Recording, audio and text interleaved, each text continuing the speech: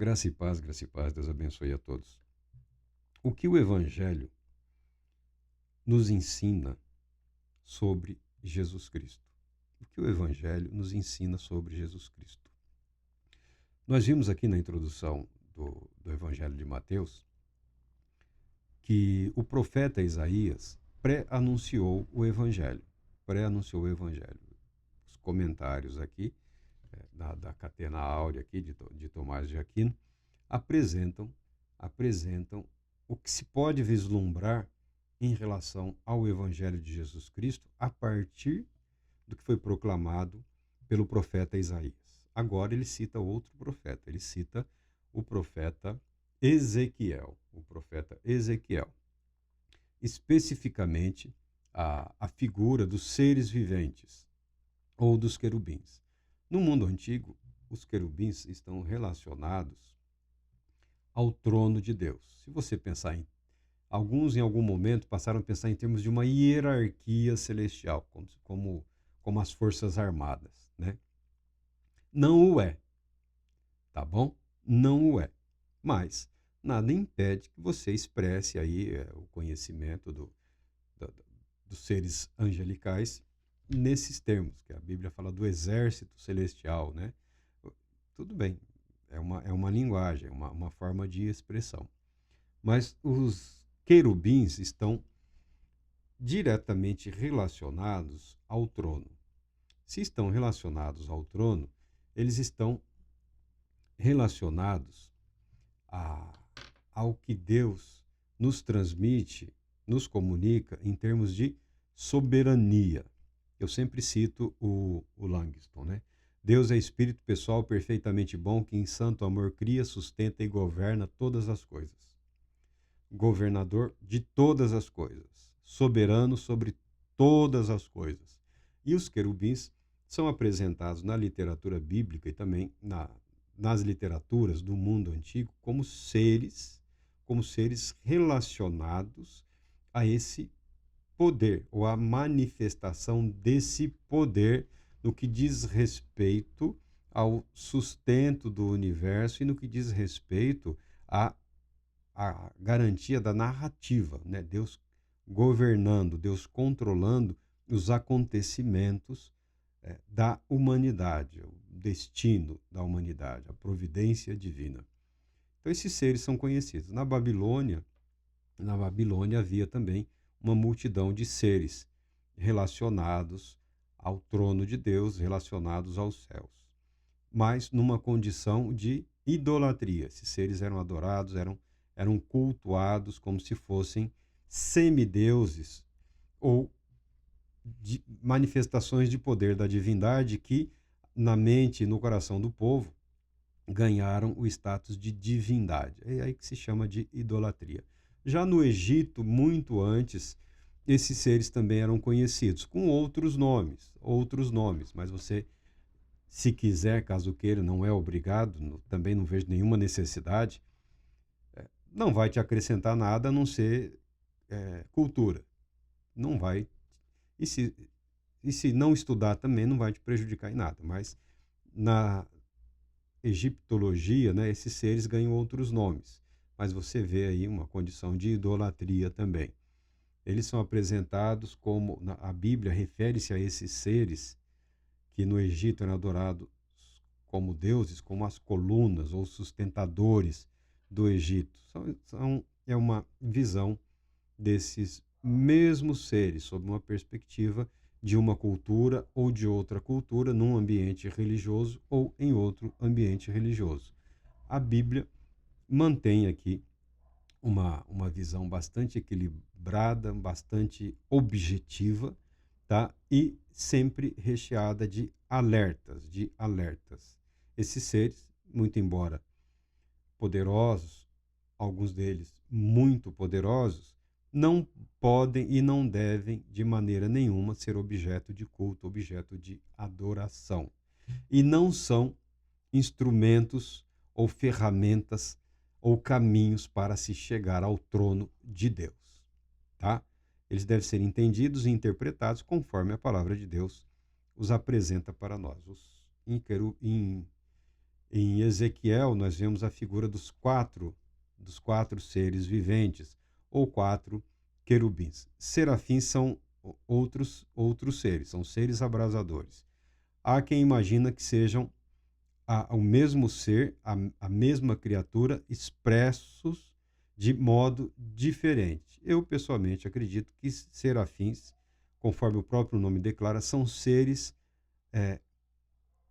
de natureza celestial, mas com propósito ou finalidade diversa dos querubins. São outra categoria, por assim dizer, de seres. Os querubins são seres abrasadores, relacionados à santidade de Deus. Os querubins atuam como guardiões, como se fossem protetores relacionados ao trono, ao governo de Deus, por assim dizer, tá?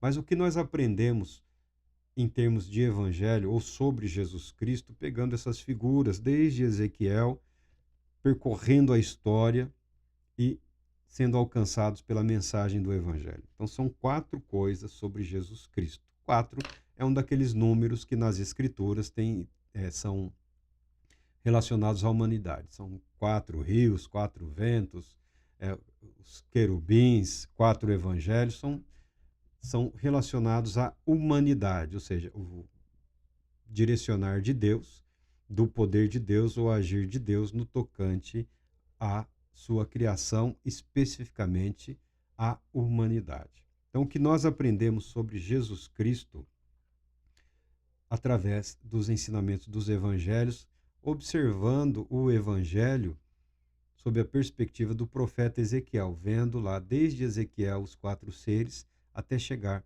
a Jesus, o Cristo. Então, o comentarista aqui, ou um dos comentários antigos lá, ele tinha o seguinte material. O que nós podemos aprender? Primeiro, a divindade que assume a natureza humana. É a primeira coisa que o Evangelho nos ensina sobre Jesus. A divindade que assume a natureza humana. A segunda verdade é a natureza humana que é assumida pela divindade. A natureza humana. O Evangelho nos ensina sobre a natureza humana. A terceira coisa, sua morte. Morte de quem? A morte de Jesus Cristo. Sua morte pela qual somos libertos da escravidão.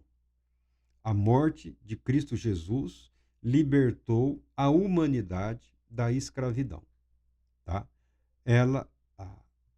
A mensagem do Evangelho é uma mensagem de libertação do poder do pecado, do poder do diabo sobre a humanidade através do pecado, tá bom? E a sua ressurreição, a ressurreição de Cristo Jesus tem um importantíssimo significado. A mensagem do Evangelho não termina na morte. A mensagem do Evangelho continua até a ressurreição.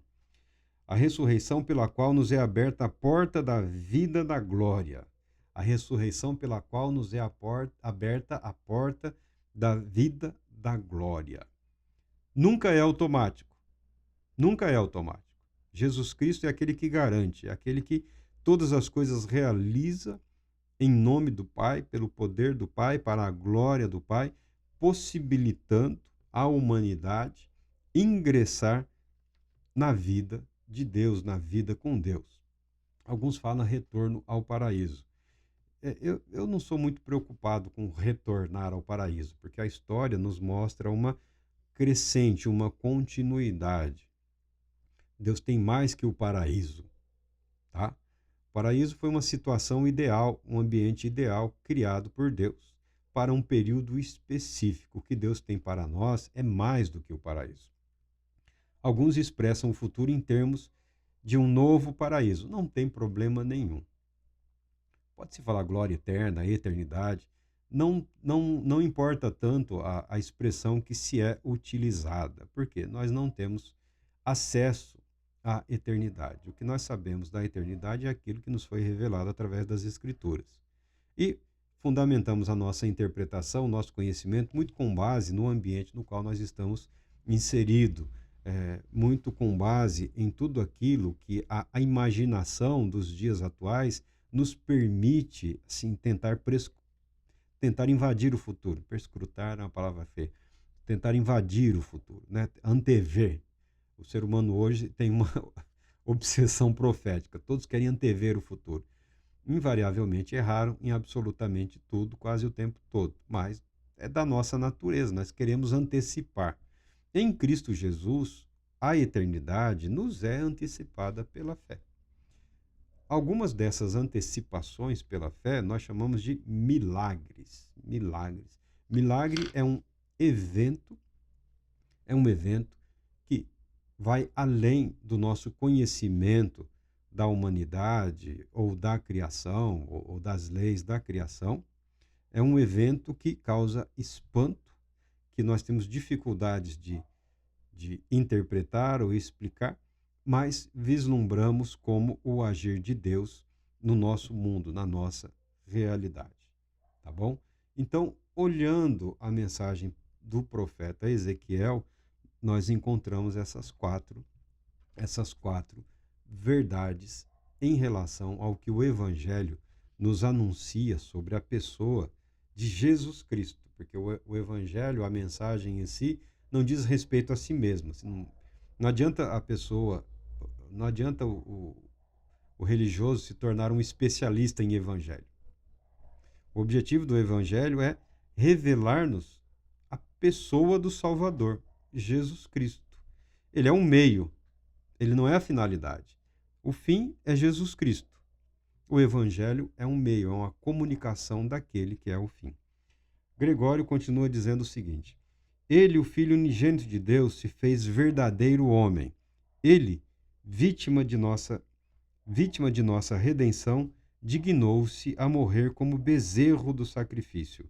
Ele, por sua própria força, ergueu-se do sepulcro como um leão. Ele também, ao subir aos céus, elevou-se como a águia. Tá? O Gregório aqui está usando as figuras, né? Os rostos dos seres, o rosto de homem, do boi, da águia e do leão. Esses quatro rostos, essas quatro faces, as mensagens que referem-se de alguma forma à mensagem do Evangelho e nos transmite alguma verdade sobre a pessoa de Jesus Cristo. Esse Gregório Magno é um dos comentaristas, tá? Tem um outro aqui que apresenta essa mesma mensagem de outra forma, que eu acho interessante. Ele, em sua ascensão, manifestou a sua divindade. Mateus nos é representado pelo homem. O Evangelho de Mateus representa a face do homem, porque detém-se principalmente sobre a humanidade de Cristo. Marcos, o Evangelho de Marcos, é representado pelo leão, porque trata da sua ressurreição. Lucas, pelo bezerro, porque se ocupa do sacerdócio. João, pela águia, porque escreveu sobre os mistérios da divindade. Os evangelhos, os querubins, ou a visão dos querubins, como eles foram vistos, ou se permitiram ver, ou foi permitido a Ezequiel descrevê-los nesses termos, tem esse comprometimento com a mensagem dos quatro evangelhos. Então você usa Ezequiel para chegar aos evangelhos, não só através das figuras, mas também do conteúdo da mensagem, tá? Então, já era comum há séculos atrás usar Ezequiel para expressar o teor ou o tópico ou o meio pelo qual você pode interpretar a mensagem dos evangelhos. O Ambrósio, que eu gosto de citar ele diz o seguinte: é por isso que convém chamar o Evangelho segundo Mateus de livro de moral, uma vez que os costumes morais se dizem com propriedade do homem e não de outro ser. Marcos é reconhecido sob a figura do leão, uma vez que indica seu relato como a expressão de poder divino nesses termos. Princípio do Evangelho de Jesus Cristo, Filho de Deus. A João atribui-se a figura da águia, pois exprimiu os milagres da ressurreição divina.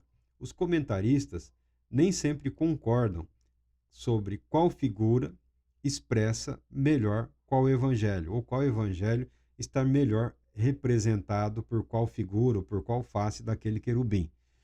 De fato, nós falamos dos 4 evangelhos, mas a boa notícia é uma só, é Jesus Cristo. 4 evangelhos que têm o objetivo de expressar à humanidade a verdade por Deus revelada em Cristo Jesus. O evangelho é um, Jesus Cristo é um, mas pode ser expresso sob 4 perspectivas diferentes: Mateus, Marcos, Lucas e João. Tal qual o querubim é um único ser. É um único ser que, dada a sua posição diante de Deus, foi permitido expressar dessa maneira o seu ser, o seu propósito de ser e de existir. Aí você vê as 4 faces lá, mas o querubim é um único ser, tá? Um querubim é um único ser. É, não são 4 cabeças, são 4 faces. Explicar a visão é algo assim que eu não tenho muito interesse nisso. Tentar explicar a anatomia de um querubim não faz sentido.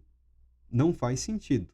Porque a visão é uma representação física ou material de um ser que é espiritual. Há, há um corpo espiritual, os anjos possuem um corpo espiritual, não humano. É uma natureza diversa da nossa, mas eles têm corpo, porque são limitados. Ainda que muito poderosos, ou muitíssimos poderosos, eles são seres limitados e eles são apresentados na Bíblia, para o nosso entendimento, são sempre apresentados em termos do propósito para o qual eles estão agindo. Então, sempre manifestação de poder em relação a um propósito. Não tem a Bíblia a ideia de apresentar a anatomia dos seres celestiais. Então, eu não me preocupo, nunca me preocupei, porque não é esse o objetivo da Bíblia, quando fala de querubim, ou de serafins, ou de quaisquer outros seres ou poderes, tronos, potestades, soberanias. Não é o propósito da Bíblia ensinar a arquitetura celestial, nem a anatomia angelical. Tá? São meios pelos quais verdades eternas são transmitidas em termos materiais para que nós possamos compreender, de acordo com a nossa limitação. Mesmo assim, a gente ainda apanha. Então, não é interessante se perder em detalhes. É interessante que você compreenda o todo que está sendo expresso. Foi assim que os profetas fizeram. E os profetas acertaram e se deram bem, tá bom? Seguir caminhos aí periféricos não é o ideal, não é o ideal. O mesmo Gregório aqui, eu falei do Ambrósio, o Magno aqui, ele fala o seguinte: é isso mesmo que se atesta do início de cada um dos 4 evangelhos. Mateus é com razão representado pelo homem, pois inicia seu evangelho com a genealogia humana de Jesus Cristo.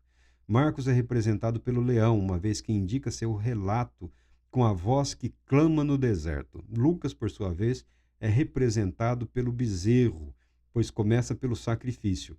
João, por fim, é dignamente representado pela águia, porque parte da divindade do Verbo. É assim que os comentaristas apresentam as suas introduções ao Evangelho de Mateus. Não é nosso propósito ler todos os textos, todos os comentários, ou todas a introdução como um todo. Mas é interessante saber que tudo que se diz hoje já foi dito no passado. Toda e qualquer verdade que você considere bastante interessante, ela não é e nunca foi propriamente uma novidade. Ela está registrada na história da igreja, ela está registrada na Escritura Sagrada e ela é parte do patrimônio espiritual, do patrimônio doutrinário das igrejas de Cristo, de todo cristão. Apropriar-se dessa verdade, ela é algo que é direito de todo aquele que nele crê. Para quê?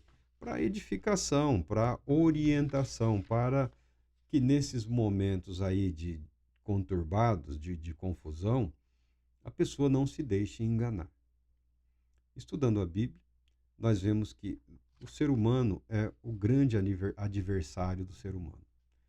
A nossa luta não é contra a carne ou sangue, contra os principados, os poderes desse mundo tenebroso. Isso é verdade, isso é uma verdade em termos absolutos. Mas não é a única verdade que nos é transmitida pela Bíblia, pelo ensinamento sagrado. A Bíblia ensina que o ser humano é o seu maior inimigo, é o seu mais poderoso e terrível rival. O dom mais precioso que nos foi dado, né, a liberdade, a consciência para decidir, para agir, nós não somos mecânicos, tá bom? Não existe essa fé mecânica. Nós somos responsáveis, sempre seremos responsáveis pelas nossas decisões, as acertadas e as equivocadas. E não tem o ser humano como fugir dessa responsabilidade. Em Cristo fomos libertados do poder do pecado. Em Cristo Jesus, toda a humanidade foi libertada do poder do pecado. Essa escravidão ao pecado, ela não existe em termos absolutos, porque Cristo garante a nossa liberdade, tá bom? Mas ele não nos isenta da influência ou da presença do pecado, chegando ao ponto de que somos responsáveis por aquilo que decidimos. E também somos responsáveis quando não decidimos. Porque existem aquelas pessoas que preferem se omitir. Não, deixa como está para que possamos ver como ficará. Não. A omissão é uma decisão. Então, sempre seremos responsabilizados. Esse é o dom supremo, esse é o dom no qual o Todo-Poderoso não mexe. Portanto, ele nos convida. Vinde a mim, ouçam, vejam, consultem a consciência. Evangelho de Jesus Cristo, a proclamação, o anúncio, nunca a imposição. Nunca a imposição. Nós temos o direito de escolhermos a quem nós queremos servir. A quem nós queremos servir. Se a Deus ou qualquer outro ser ou criatura. Mas é o nosso direito. Essa liberdade é algo que nos foi garantido em termos absolutos por Cristo Jesus. Ele não nos escraviza. Nós não fomos escravizados. A mensagem do Evangelho não é uma mensagem de escravização a Deus. É uma libertação do poder do pecado e um convite para uma vida diante de Deus. Assumir isso, decidir por isso, é responsabilidade de cada pessoa, de cada indivíduo. A mensagem às igrejas é a mensagem ao ser humano, é a mensagem ao indivíduo.